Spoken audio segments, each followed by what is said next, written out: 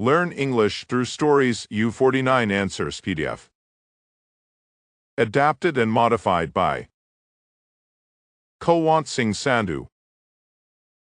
Contents. Vocabulary. 9 tests. Answers. 1. Rewrite these sentences using words from the box instead of the underlined words. Stout, obese, stocky, lanky, scrawny, gangly, slender. 1. She looks as if she needs a good meal. Her body is so scrawny. 2. Martha and David are both rather lanky individuals. 3. Being obese can have health risks. 4. A gangly boy carried our bags for us. 5. Her new silk dress suited her slender frame. 6. A stocky man offered to lift the stone so we could look underneath. 7. That stout on the left of the photo is Charlie's wife. 2. Fill in the gaps in the sentences using a word or an expression. The first letter of the words is given.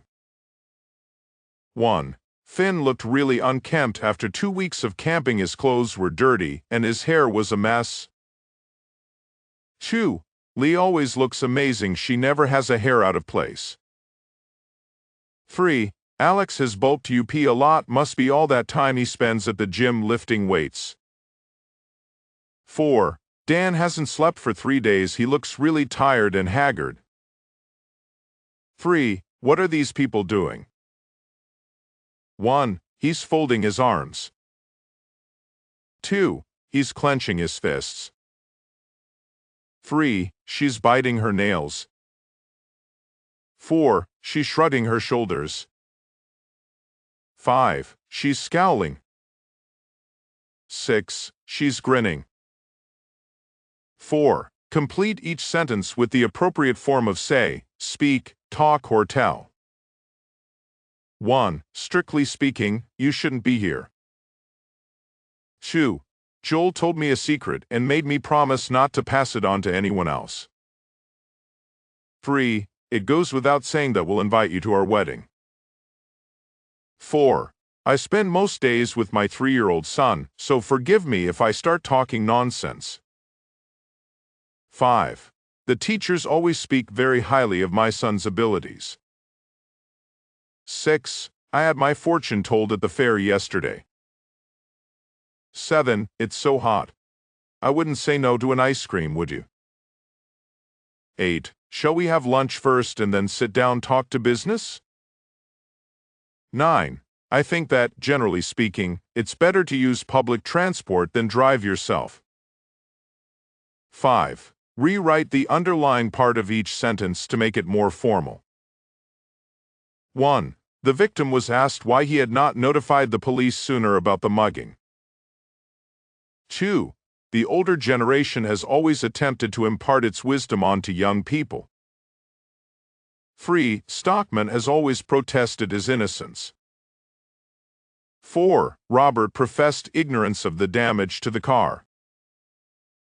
5. The reporter had no option but to divulge her resources. 6. The doctors pronounced him dead when they arrived at the scene of the accident. 7. The judges declared Magda Carlson the winner of the competition. 8. The charity does a great deal to disseminate information about its activities. 6. Correct these sentences. 1. Do you think I managed to get the message across in my speech? 2. Needless to say, he didn't say a word to his parents about what had happened. 3. You can't chew gum and speak properly at the same time. 4. He refused to give his reasons for turning down our invitation. 5. She was devastated when we broke the news to her. 6. In your report, we would like you to give a detailed account of what happened. 7. I really like this documentary maker. She talks a lot of sense. 8. At the beginning of your dissertation, you must state your goals clearly. 7. Complete the dialogues with the idioms given below. Miko.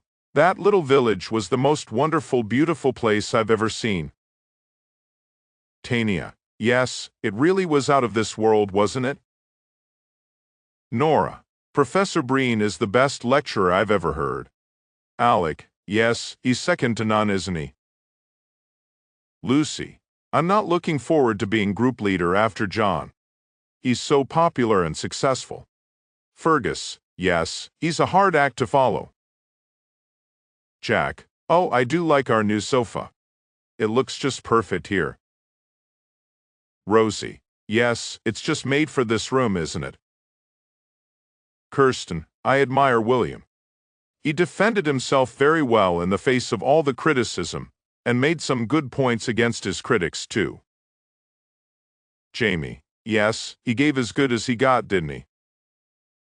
Emilio. I don't think we'll get tickets for the cup final. They're all sold, and we'd have to pay a huge sum of money to buy some on the black market. Chris. Yes, they're like gold dust. Mark. Dr. Zasta's research is incredibly original, and he has made some important new discoveries. Nuria. Yes, he's done some really groundbreaking work. 8. Complete the gaps with idioms given below. Well, when I started working with her, at first she was all sweetness and light, but after a while she started getting on my nerves, and we soon began to have arguments over stupid things. If I made even a small mistake with my work, she would give me a hard time, and she would poke fun at me if I smiled at or chatted with any of our male colleagues. To add insult to injury, she began to cast aspersions on my honesty, and one day, when some money disappeared from someone's handbag, she told people she thought I'd stolen it.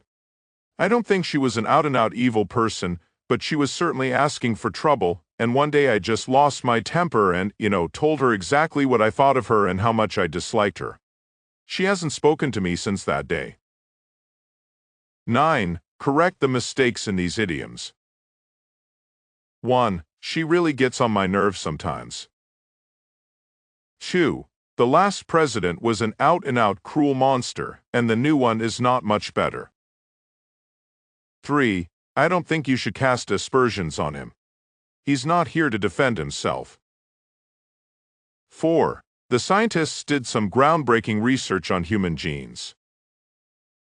5. She had already upset me, but to add insult to injury, she told me I was ugly.